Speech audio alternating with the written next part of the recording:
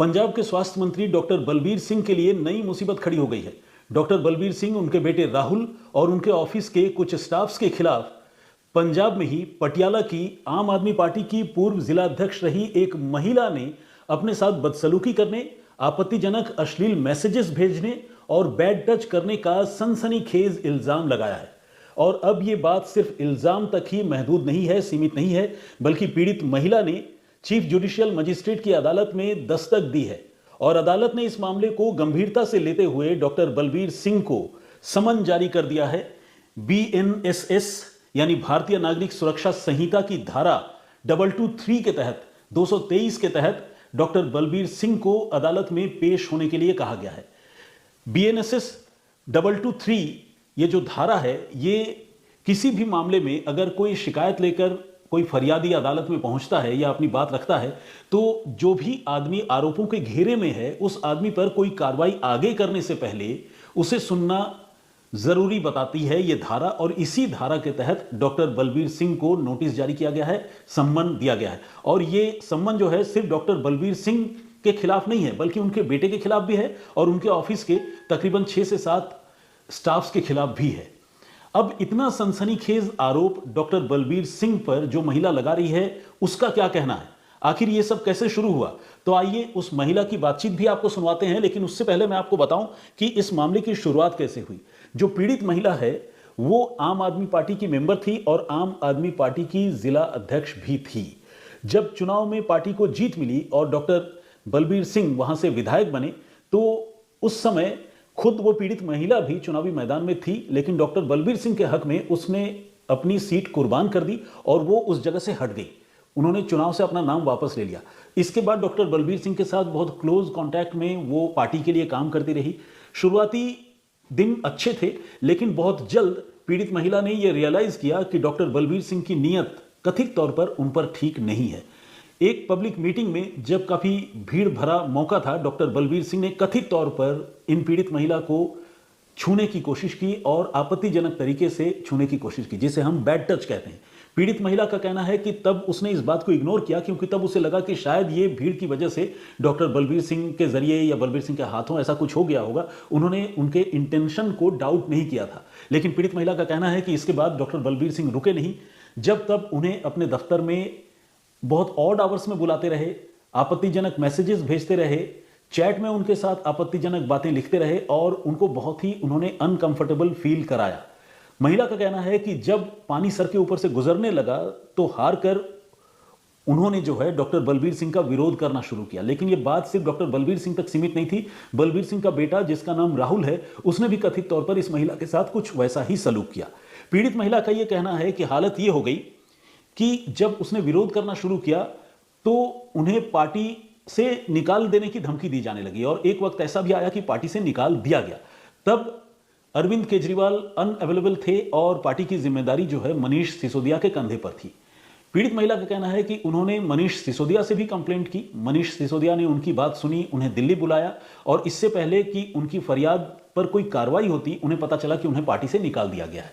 लेकिन इसके बाद पीड़ित महिला के साथ कुछ ऐसा हुआ जो बहुत ही अप्रत्याशित था।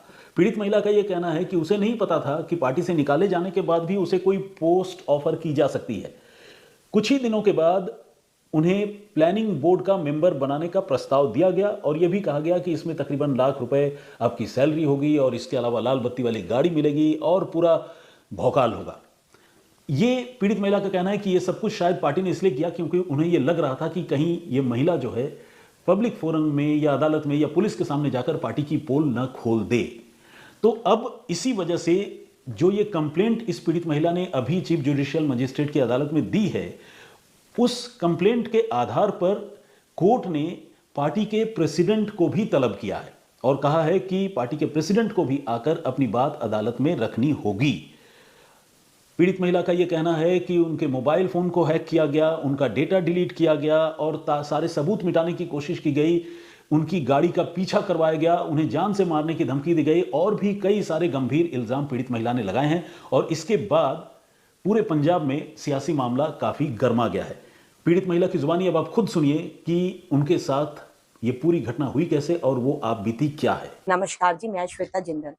मैंने 2022 के अंदर इंडिपेंडेंट इलेक्शन में नॉमिनेशन फॉर्म फिल करे थे। उसके बाद मैं डॉक्टर बलबीर सिंह की सपोर्ट के अंदर बैठ गई थी। उसके जब 2022 में डॉक्टर बलबीर सिंह एमएलए बने तो उन्होंने मुझे अपने ऑफिस के अंदर वुमेन्स ग्रीवियंसेस इंचार्ज अपॉइंट किया। तो उनकी पहले से ही गलत इंटेंशंस थी, क्योंकि जब मुझे मनीष सिसोदिया जी ने आम आदमी पार्टी ज्वाइन कराई थी, वहां भी उन्होंने बदतमीजी भीड़ का फायदा उठाया। बट मैंने भी इग्नोर किया कि शायद भीड़ की वजह से होगा। बट धीरे धीरे जब मैं उनके ऑफिस में जाने लगी तो मुझे उनकी बैड इंटेंशंस क्लियर होगी कि ये एक बहुत बुरे इंसान है जो एक लेडीज की मर्यादा इज्जत नहीं रखते। तो जब इन्होंने कई बारी बैड टच करा या कोई गलत बातें करी, तो मैंने जब इस बात का विरोध किया तो इन्होंने मुझे धमकियां दिलाई कि ऐसे तेरे परिवार को मार देंगे, तुझे मार देंगे, भी हम बहुत पावरफुल लोग हैं। तो इन्होंने मुझे कंटिन्यूअसली धमकियां दिलाई। तो जब मुझे बिल्कुल मतलब मेरी सहन शक्ति से बाहर हो गया तो मैंने इनका ऑफिस छोड़ दिया जाना। तो उसके बाद भी इन्होंने मेरा पीछा नहीं छोड़ा। मैं सिर्फ पार्टी के लिए वर्क कर रही थी, जहां मेरे को पार्टी ड्यूटी लगाती थी मैं वहां जाती थी।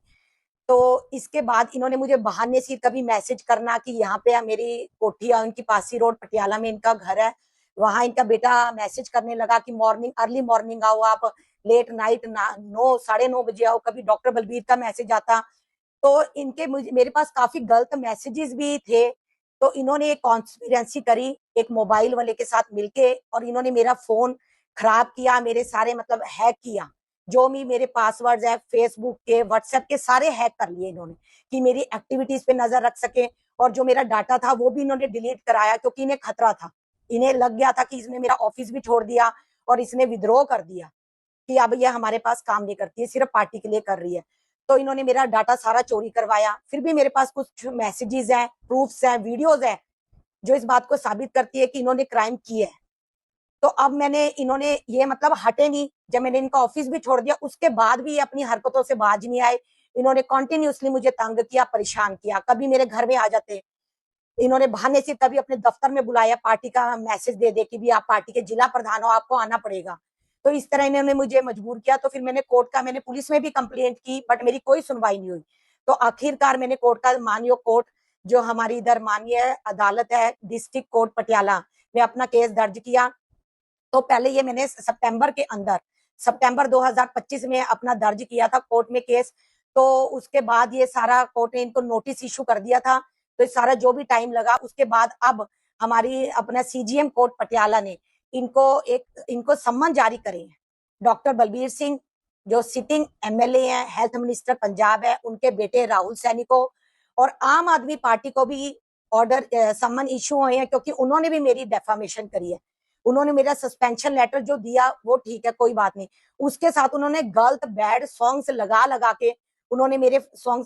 के लेटर चलाई और मेरे पे झूठा इल्जाम लगाया कि मोबाइल वाले को इन्होंने थ्रेटन किया है, जबकि मोबाइल वाले ने मेरा सारा डाटा चोरी करा, मेरे साथ मिसबिहेव किया और मेरी कहीं सुनवाई नहीं हुई। और उनके पास कोई प्रूफ नहीं है कि मैंने किसी को मतलब थ्रेटन किया है। वो अपना प्रूफ दें कि मैंने थ्रेटन किया है। तो उसके बावजूद आम आदमी पार्टी को भी समन इशू हुए है। अपने जज साहब ने अब BNS 223 एक नया कानून है, इसके मुताबिक भी पूरा जो कंप्लेंटेंट होता है उसकी पूरी जांच पड़ताल की जाती है, उसे सुना जाता है, सारे एविडेंस लिए जाते हैं, जो भी प्रूफ है, सारी मेरी वीडियोस और जो फोटोग्राफ्स, मेरी स्टेटमेंट, सब कुछ देख के सीजीएम मैडम ने इनको जो समन इशू किए हैं और उन्हें लगा कि ये गलत है, तब इनको समन इशू किए गए हैं। जी, जब ऑर्डर हुए हैं, समन हुए हैं, उसके बाद डॉक्टर बलबीर या उनकी तरफ से, उनकी टीम की तरफ से आपसे कोई कॉन्टेक्ट वगैरह किया गया? नहीं, अब तो उनका कोई कांटेक्ट नहीं हुआ। बट उन्होंने जब पहले नोटिस इशू हुआ था कोर्ट से, जब हमने सितंबर 2025 में किया था, उस टाइम इन्होंने मुझे ओहदा भी दिया, मेंबर प्लानिंग बोर्ड, और वो मैंने ओहदा इनका जो इन्होंने मेरे को डेजिग्नेशन दिया वो मैंने रिजेक्ट कर दिया। उसकी न्यूज भी न्यूज़पेपर में छपी थी कि मैंने डिनाई कर दिया, और इनका जो इन्होंने मेरे को मेंबर प्लानिंग बोर्ड का ओहदा दिया था वो मैंने मना कर दिया। जी, तो क्या उम्मीद रखते हैं आप माननीय अदालत से? मैं जी इंसाफ की उम्मीद रखती हूँ, क्योंकि देखो कहीं ये लोग बड़े पावरफुल हैं। अब भी ये मुझे हमेशा कंटिन्यूअसली परेशान करते हैं। मैं कहीं जाती हूँ, कई बार मेरी कार का पीछा करते हैं, कहीं कोई मीटिंग के अंदर जहां हमें बुलाया जाता है, स्पेशल पुलिस मुझे कहती है कि आप मैडम बाहर चलो। इन्होंने मेरे को बहुत हरास किया हुआ है, मेरी जान, मेरे परिवार की जान खतरे में है, मगर मैं लड़ूंगी, क्योंकि ये इंसाफ की लड़ाई है। अगर आज मैं चुप बैठ गई तो बहुत सी जो लेडीज हैं जो मुझे अपना रोल मॉडल मानती हैं, जिनके लिए मैं एक एग्जाम्पल हूँ, तो वो कभी भी इंसाफ नहीं ले पाएंगी। कई लेडीज है जिनके साथ इन्होंने गलत किया है। जब मैंने केस डाला तो उन्होंने मुझे कॉल भी किया कि मैम इन्होंने हमारे साथ इतना गलत किया है, बट हमारे में इतनी हिम्मत नहीं है कि हम लड़ पाए। हम बैक स्टेज से आपके साथ हैं, आप लड़ो। तो मुझे लड़ना है, मैं इंसाफ, मैं डरूंगी नहीं और ना ही इन्हें अब छोड़ूंगी। चाहे मुझे कहीं भी जाना पड़े, हाई कोर्ट जाना पड़े, सुप्रीम कोर्ट जाना पड़े, मैं अपनी लड़ाई जरूर लड़ूंगी।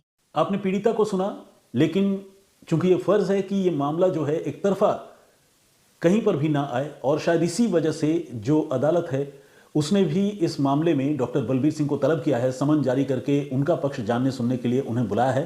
तो डॉक्टर बलबीर सिंह से हमारे जो संवाददाता हैं मुनीश कौशल, उन्होंने भी बातचीत की। मुनीश कौशल ने पहले पीड़ित महिला से भी बातचीत की थी। ये जो बातचीत आपने सुनी, ये बातचीत मुनीश कौशल ने खुद रिकॉर्ड की, और अब डॉक्टर बलबीर सिंह अपने ऊपर लगे इल्जामों पर क्या कहते हैं, आपको वो भी सुनना चाहिए। देखो वो ਜਦੋਂ ਕੋਈ ਸ਼ਿਕਾਇਤ ਕਰਦਾ ਹੈ ਕਿ ਰੂਟੀਨ ਪ੍ਰਕਿਰਿਆ ਹੈਗੀ ਆ, ਤੇ ਸਾਡੇ ਵੱਲੋਂ ਵੀ ਜਿਹੜੇ ਵਕੀਲ ਪੇਸ਼ ਹੋਣ ਤੇ ਉਹਦਾ ਜਵਾਬ ਦੇਣਗੇ। ਉਹ ਬਿਲਕੁਲ ਜਿਹੜਾ ਹੈਗਾ ਇੱਕ ਮਤਲਬ ਮੈਂ ਕਹੂੰਗਾ ਕਿ ਰਾਜਨੀਤੀ ਤੋਂ ਪ੍ਰੇਰਿਤ ਇੱਕ ਝੂਠਾ ਕੇਸ ਹੈ। ਬਾਕੀ ਜੋ ਕੋਰਟ ਦੇ ਵਿੱਚ ਮਾਨਯੋਗ ਅਦਾਲਤ ਦੇ 4 ਦਿਨ ਹੈਗਾ, ਬਹੁਤ ਕੁਝ ਕਹਿਣ ਦੀ ਲੋੜ ਨਹੀਂ ਹੈ ਜੀ। ਉਹ ਸਾਡੇ ਜਿਹੜੇ ਵਕੀਲ ਆ ਜਾ ਕੇ ਜਵਾਬ ਦੇਣਗੇ। तो आपने पंजाब के स्वास्थ्य मंत्री डॉक्टर बलबीर सिंह को सुना। जाहिर है ये मामला हल्का नहीं है, ये मामला बेहद गंभीर है, ये मामला संगीन है।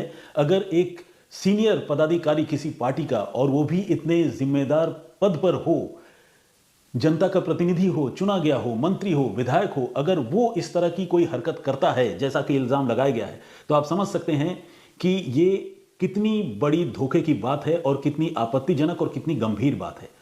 महिला के आरोपों का सच क्या है, यह आने वाले दिनों में पता चलेगा। अदालत जब दोनों पक्षों की सुनवाई करेगी, बहुत मुमकिन है अगर प्रथम दृष्टया डॉक्टर बलबीर सिंह पर जो इल्जाम लगाए गए हैं उसके हक में अगर महिला कोई सबूत पेश कर पाई, तो यकीनन उनके खिलाफ मुकदमा दर्ज करने का आदेश भी दिया जा सकता है।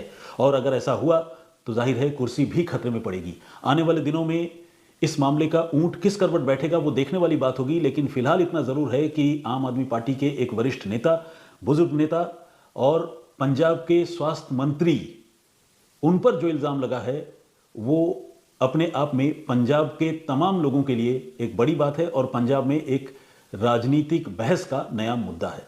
फिलहाल इस पेशकश में इतना ही। इस पूरे घटनाक्रम पर आपका पॉइंट ऑफ व्यू क्या है, आप क्या सोचते हैं, प्लीज हमें कमेंट करके जरूर बताइएगा। फिलहाल मुझे इजाजत दीजिए, अपना बहुत ख्याल रखिए। जय हिंद, जय भारत।